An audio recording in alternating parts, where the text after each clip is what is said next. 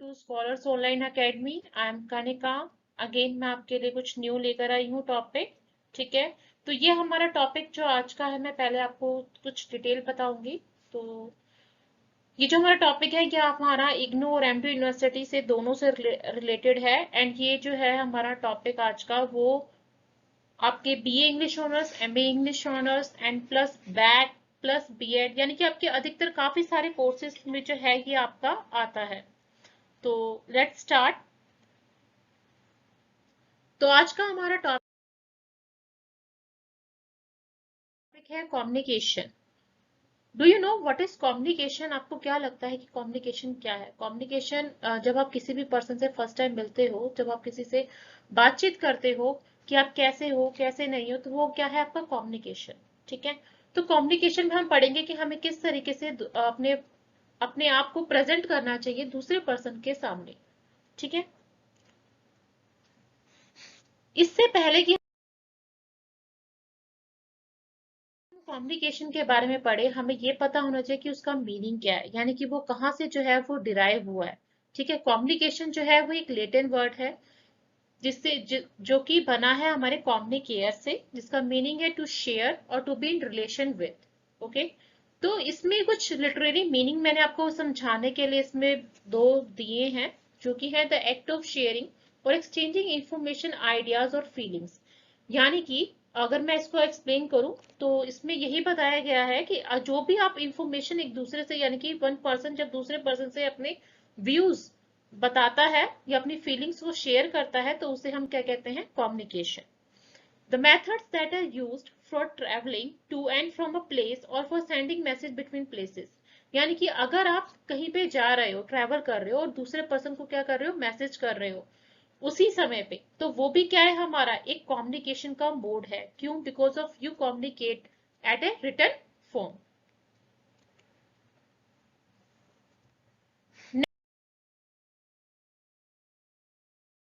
Definition, हमें हमेशा ये बात ध्यान रखनी चाहिए कि हम जब भी कोई भी टॉपिक पढ़ रहे हैं, तो हमें स्कॉलर्स की डेफिनेशन जो है वो बहुत ज्यादा इंपॉर्टेंट होती है। इससे आपके क्या है कि आंसर की वैल्यू जो है वो इंक्रीज हो जाती है। तो कम्युनिकेशन बेसिकली है क्या? According to Keith Davis, communication is a process of passing information and understanding from one person to another। यानी कि communication एक ऐसा प्रोसेस है जब आप कोई भी इंफॉर्मेशन या कोई भी डाटा जो है वो एक पर्सन से दूसरे पर्सन के पास जाता है, तो उसे हम क्या कहते हैं? Communication. According to John Adair, communication is essentially the ability of one person to make contact with another and make himself or herself understood।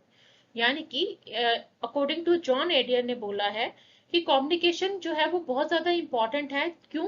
क्योंकि जब एक पर्सन दूसरे पर्सन से कांटेक्ट करता है, ठीक है, एक तो उसके लिए, और वो बताता है कि किस तरीके से अपने आप को समझने में वो हेल्प करता है। ठीक है, according to Pater Little, communication is a bridge of meaning. It involves a systematic and continuous process of telling, listening and understanding।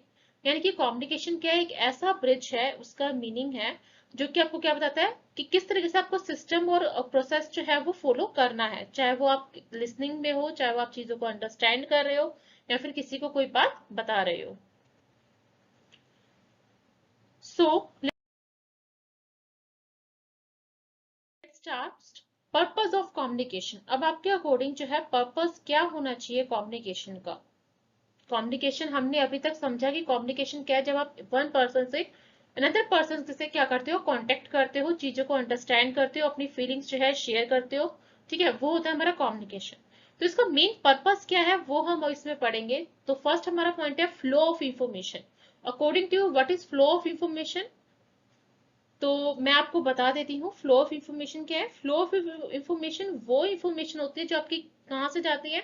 Top to bottom. Okay, यानी कि ये क्या है? एक सीक्वेंस फॉलो करती है। आप किसी भी ऑर्गेनाइजेशन में काम कर रहे हो या फिर आप कहीं पे भी किसी भी लेवल पे स्टैंड हो रहे हो, तो ये क्या डिपेंड करती है? आपकी लैंग्वेज पे। ठीक है, कि आप किस तरीके से अपनी बात को रखना जानते हो। आपको कोई भी डिफिकल्टी तो नहीं आती, तो अगर कोई डिफिकल्टी आती है तो आप उसको अवॉइड करो। ओके, और क्या करो? वर्ड्स को जो है अंडरस्टैंड करो, उनके मीनिंग्स को।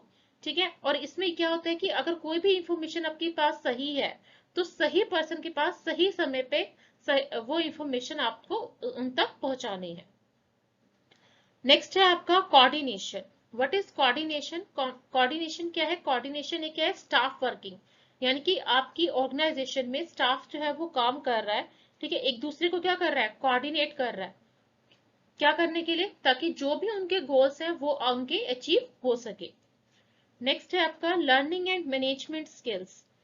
लर्निंग एंड मैनेजमेंट स्किल्स ये एक ऐसी इंफॉर्मेशन होती है, ठीक है, जो कि आपको क्या बताती है? आपके आइडियाज, आपके बिलीव्स, आपके परसेप्शन जो आप लेके चल रहे हो, आपकी एडवाइस, ओपिनियन, ऑर्डर्स, इंस्ट्रक्शंस। तो ये सब चीजें क्या करती हैं? हेल्प करती हैं ताकि आप जो अपनी स्किल्स को जो है वो अपने एक्सपीरियंस से जो है वो उसको ठीक कर सको। यानी कि जो भी आपके अंडर कोई वर्क कर रहा है तो आप अपने एक्सपीरियंस से क्या करो? उनको समझा सको, उनको एनालाइज कर सको उनकी मिस्टेक, और उनको बता सको कि किस तरीके से आपको ये वर्क करना चाहिए इससे बेहतर। नेक्स्ट है आपका last, developing good human relations.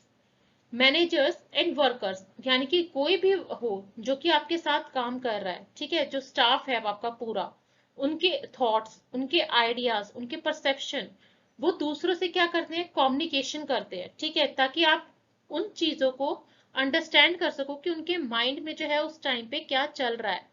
आप रियलाइज कर सको कि डिफिकल्टी जो है वो कहाँ आ रही है। क्या ह्यूमन रिलेशन ही है जो कि ऑर्गेनाइजेशन को में प्रॉब्लम डाल रहा है?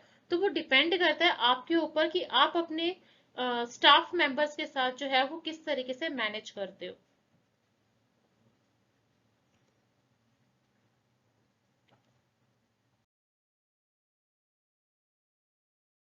Next, importance of communication.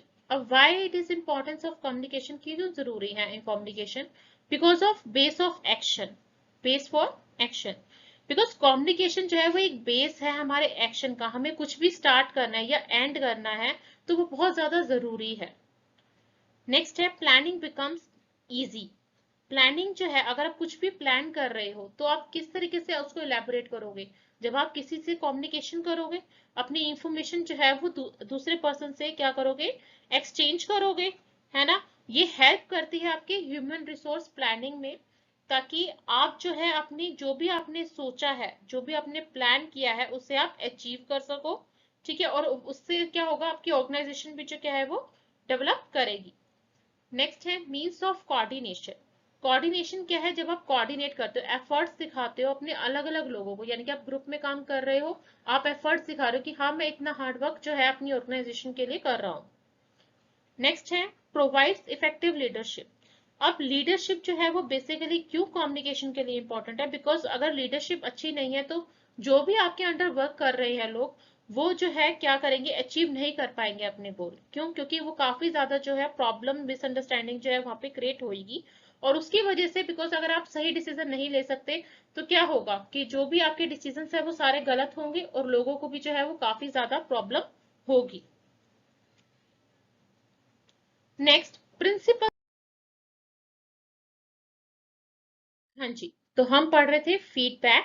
Feedback में जो है हमें तभी समझ में आएगा, फीडबैक का तभी पता चलेगा जब मैसेंजर्स, यानी कि जो भी मैसेज कर रहा है हमारा सेंडर जो भी है, वो मैसेज जो है वो करेक्ट लिखेगा, ठीक है, ताकि हम उसके रिटर्न कम्युनिकेशन को अंडरस्टैंड कर सके, तभी हम फीडबैक देंगे।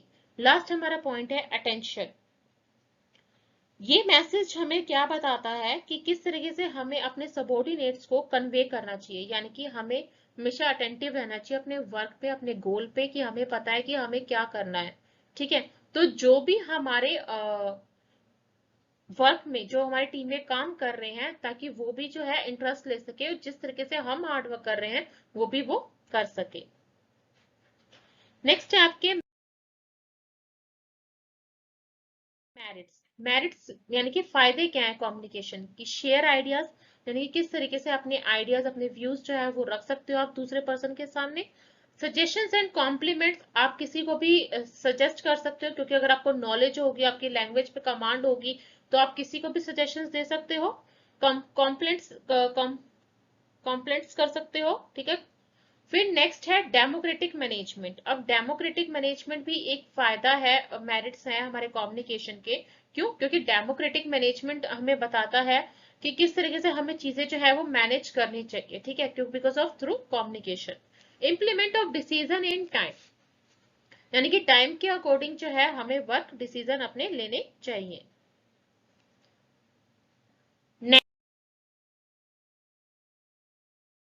Demerits: no record, unlimited use, no legal validity, emotions। ये हमारे क्या है, नुकसान है किसके, कम्युनिकेशन के, क्योंकि उसका क्या होता है, कोई रिकॉर्ड नहीं होता, लिमिटेड यूज होता है। ठीक है, अगर हम बात करें रिटन फॉर्मेट में, तो रिटन में रिकॉर्ड होता है, लेकिन ओरल में, ओरल कम्युनिकेशन में हमारा कोई रिकॉर्ड नहीं होता, उसका लिमिटेड यूज किया जाता है। नो लीगल वैलिडिटी, इमोशंस भी जो है ये हमारा एग्जाम्पल है। Conclusion: communication is the greatest importance. Communication क्या है, ये बहुत ज्यादा इंपॉर्टेंस है इसकी। क्यों? Because it is important to sharing out one's thought and feelings to live a fuller and happier life. यानी कि आपका एक थॉट जो है, वो कहते हैं ना कि एक थॉट जो है दूसरे की जिंदगी भी बदल सकता है, आपकी जिंदगी कभी भी बदल सकता है ना।